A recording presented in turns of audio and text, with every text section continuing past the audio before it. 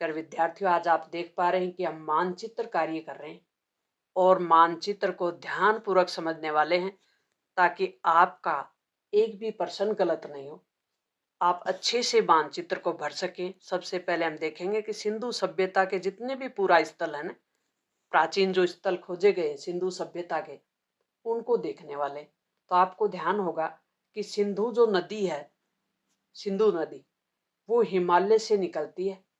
ये हिमालय, और हिमालय से निकलती हुई वो पंजाब, हरियाणा और पंजाब से होती हुई, कहने का मतलब, और इनके सहायक नदियां 5 हैं और ये आगे जाके पाकिस्तान में प्रवेश कर जाती है। तो सिंधु सभ्यता के जो भी स्थल हैं वो जम्मू कश्मीर, पंजाब और हरियाणा और राजस्थान, यही है, यही है। आप इतना तो कॉमन सेंस रखें कि सिंधु सभ्यता से संबंधित स्थल हैं वो यही मिलेंगे। अब देखो, इनको सीख लेते हैं अपन। बनवाली कहाँ है? बनवाली हरियाणा में है। राखी गड्ढी भी कहाँ है? हरियाणा में है। कालीबंगा राजस्थान में है, और वो भी राजस्थान का उत्तरी क्षेत्र है, गंगानगर हनुमानगढ़ वाला। तो हनुमानगढ़ में है कालीबंगा। हड़प्पा कहाँ है? पाकिस्तान में है। जो पहला स्थल है सिंधु घाटी सभ्यता का वो हड़प्पा ही है, और इसी आधार पे सिंधु घाटी सभ्यता का नाम हड़प्पा सभ्यता पड़ा था। मोहनजोदड़ो पाकिस्तान में है। कोट दीजी भी पाकिस्तान में है। ये राजस्थान का वो क्षेत्र है जो पाकिस्तान से टच है, दिख रहा है ना आपको? हाँ, तो कोट दीजी कहाँ है? पाकिस्तान में। चमुंदड़ो भी कहाँ है? पाकिस्तान में। तो ये सारे स्थल हैं, ये सभी स्थल है ना, ये पाकिस्तान में है। आ गई बात समझ में? अब देखो, दूसरे जो स्थल हैं, जैसे धोलावीरा है, ये गुजरात में है। लोथल भी गुजरात में है, और नागेश्वर भी गुजरात में है। तो आज के बाद आप सिंधु सभ्यता से संबंधित कोई भी स्थल गलत नहीं करके आओगे। समझा दिया आपको कि किस प्रकार से सिंधु नदी बहती है और सिंधु नदी के तट पे ये सभ्यता विकसित हुई थी।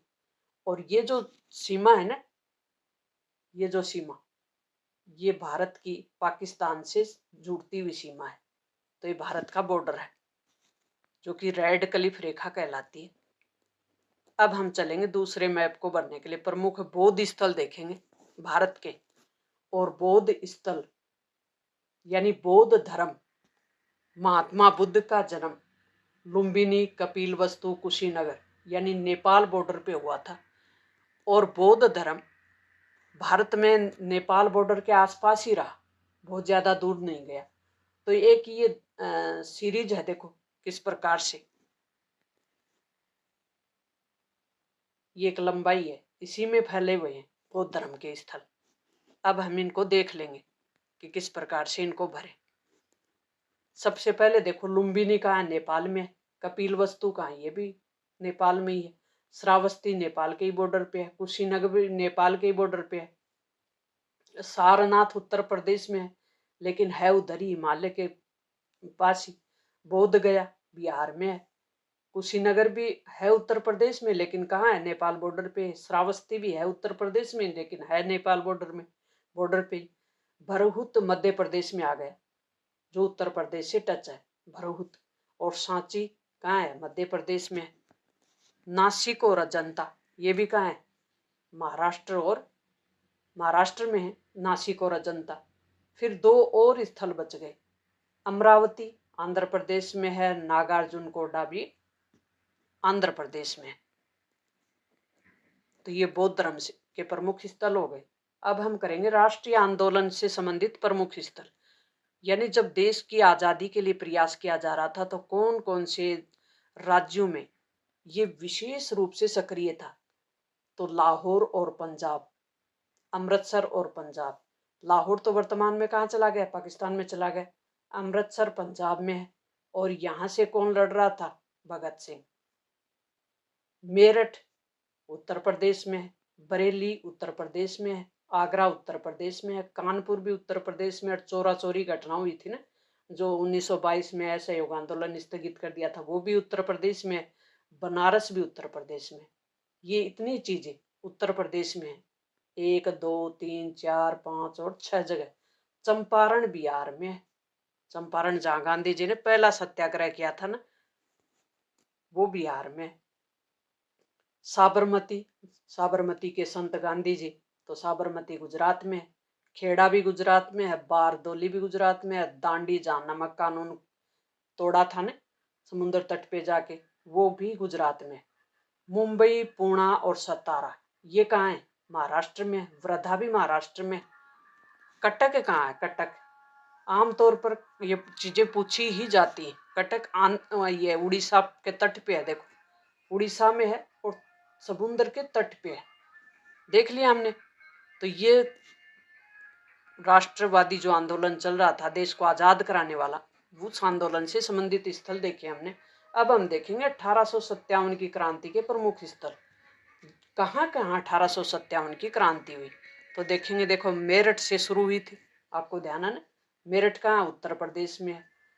बरेली कहाँ है? ये भी उत्तर प्रदेश में। मेरठ, बरेली, लखनऊ, कानपुर, आजमगढ़ ये उत्तर प्रदेश में। दिल्ली है देश की राजधानी। ग्वालियर मध्य प्रदेश में। झांसी, झांसी की रानी खूब लड़ी मर्दानी, वो तो झांसी वाली रानी थी। ये हम सोचते हैं कि मध्य प्रदेश में, लेकिन देखो ये वो स्थल है, ये वो जगह है जहां उत्तर प्रदेश की सीमा है और मध्य प्रदेश के बॉर्डर पे है। तो उत्तर प्रदेश में है लेकिन है मध्य प्रदेश, सॉरी है उत्तर प्रदेश में और लगता है हमें जैसे मध्य प्रदेश में हो। जगदीशपुर और आरा ये कहाँ है? बिहार में है। बैरकपुर कहाँ है? पश्चिमी बंगाल में है। बैरकपुर सुनी हुई है ना, बैरकपुर छावनी। सतारा महाराष्ट्र, सतारा कहाँ है? महाराष्ट्र में। तो 1857 की क्रांति का देखो एक ही गढ़ है। कौन सा गढ़ है? यही है, बस इतना ही। सिर्फ सतारा ही महाराष्ट्र में गया है, बाकी यही गढ़ है। यही हो रही थी पूरी 1857 की क्रांति। पूरा देश इसमें शामिल नहीं था। प्रमुख ऐतिहासिक स्थल देखेंगे अब। इतिहास में खोजे गए स्थल वो देखेंगे। प्रमुख ऐतिहासिक स्थल जैसे तक्षशिला है, जहाँ एक विश्वविद्यालय मिला था ना, वो देश की आजादी से पहले तो भारत में था, लेकिन जब देश विभाजित हो गया तो पाकिस्तान में चला गया। तो तक्षशिला वर्तमान में है पाकिस्तान में, भारत के बॉर्डर पे। पानीपत हरियाणा में है। मथुरा, फतेहपुर सीकरी, इलाहाबाद ये उत्तर प्रदेश में। पाटलिपुत्र का बिहार में है। वर्धा और कोलकाता ये पश्चिमी बंगाल में। अब हम चलते हैं राजस्थान में। देखो अजमेर और आमेर ये दोनों का है, ये राजस्थान में है, आमेर और अजमेर। मंदसौर का है? मध्य प्रदेश में है। सूरत गुजरात, समुद्र तट पे है सूरत। और मुंबई महाराष्ट्र में। तो ये स्थल भी कहाँ है? ऐतिहासिक स्थल भी ज्यादातर कहाँ खोजे गए? उत्तर भारत में ही खोजे गए। उत्तर भारत में ही है सारे, यही है। दक्षिण भारत में खोजे गए स्थल भी सिर्फ मद्रास, चेन्नई है। पुराना जो स्थल है ना ऐतिहासिक स्थल, सिर्फ मद्रास जिसका वर्तमान में नाम चेन्नई है, ये तमिलनाडु की राजधानी है। बाकी सब उत्तर भारत में है जितने भी पुराने स्थल है। प्रमुख ऐतिहासिक स्थल और देख लेते हैं। जैसे ननकाना साहिब है, जिनका संबंध गुरु नानक जी से है और ये वर्तमान में पाकिस्तान में है। शाहजहानाबाद उत्तर प्रदेश में, जो कि दिल्ली के पास है। और मेड़ता कहाँ है? राजस्थान में है। राजगीर बिहार में है। ताम्रलिप्ति पश्चिम बंगाल में है। उज्जैन मध्य प्रदेश में है। उज्जैन का महाकालेश्वर मंदिर, तो उज्जैन कहाँ है? मध्य प्रदेश में है। पोरबंदर, गिरनार और बरगकच्छ ये कहाँ है? गुजरात में है। सापोरा और दौलताबाद, नागपुर ये है महाराष्ट्र में। गोलकुंडा वर्तमान में कहाँ है? तेलंगाना में। गोलकुंडा तेलंगाना। बीजापुर और हम्पी दोनों हैं कर्नाटक में। मुसलीपट्टनम आंध्र प्रदेश में है। हार और तंजूर ये तमिलनाडु में है। कालीकट केरल में है। महाजनपद और देख लेते हैं। महाजनपद 16 महाजनपद हैं, आपको ध्यान है ना। इतिहास में हम कितने महाजनपद पढ़ते हैं? 16 महाजनपद। जनपद का मतलब होता है जन और पद, यानी जनता जहां रहती है। पद का मतलब भूमि होती है, जन का मतलब जनता होती है। अब देखो इनको देखेंगे। कंबोज, पेशावर और गंधार और तक्षशिला। ये कहाँ है? वर्तमान में पाकिस्तान में है, क्योंकि ये सिंधु नदी के तट पे थे। ये सिंधु, मैंने समझाई ना, सिंधु नदी देखो कैसे। कुरु और कुरुक्षेत्र ये दिल्ली के पास है। आ गई बात समझ में? मथुरा भी दिल्ली के पास है। सूरसेन, मत्स्य ये दोनों राजस्थान में है, सूरसेन और मत्स्य। अवंती, उज्जैनी, चेदी, वत्स, कौशाम्बी ये मध्य प्रदेश में है। पांचाल, मल्ले, कौशल ये उत्तर प्रदेश में। श्रावती, कपिलवस्तु जो कि नेपाल बॉर्डर पे है। साक्य और काशी। पटना, राजगृह मध्य ये अपने बिहार में है। अंग भी कहाँ है? बिहार में ही है। मगध बिहार और वर्तमान का जो झारखंड है वहां है। ताम्रलिपि हमने देख लिया था पहले। प्रयाग, अयोध्या ये उत्तर प्रदेश। लिच्छवी, वैशाली ये सब नेपाल बॉर्डर पे हैं। अब दक्षिणी भारत में तो देखो यही बचा है, अस्मक गोदावरी नदी के तट पर, और प्रतिष्ठान, और ये इधर बच गया मुंबई। बाकी सब उत्तर भारत में।